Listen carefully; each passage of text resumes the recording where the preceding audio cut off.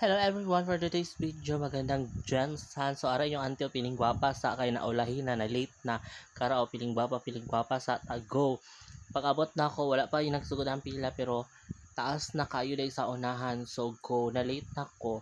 Nagkuha na lang ko sa akong sowa niya, napila na ang bayot. So nagtindog-tindog na midra sa akong kauban kay na namin sa pinakahapit namin sa tumoy-tumoy na jud. So nakalingkod na kay naani available na bangko inyong auntie, go lingkod-lingkod go. So dira na nga nami nag-move nami hinay-hinay na nami sa cashier, late ko na video mga ka-idol kay naputol ko.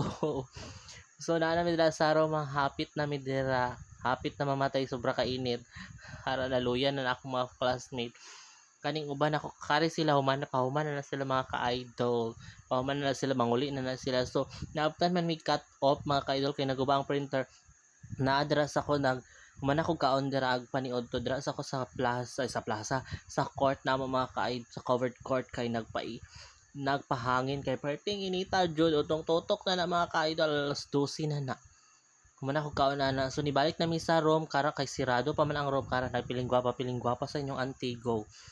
O yan, ibalik na jud mi sa room kay hapit na mag-alauna, mag-release na sila og ma-encode na mi, ma-enroll na mi, tawagon na ang pangalan. So go. And last, wala na ako naka-video kay busy kaayo. Mo na mga ka-idol mo na ako schedule, go na enroll na ang bayot, go go go go.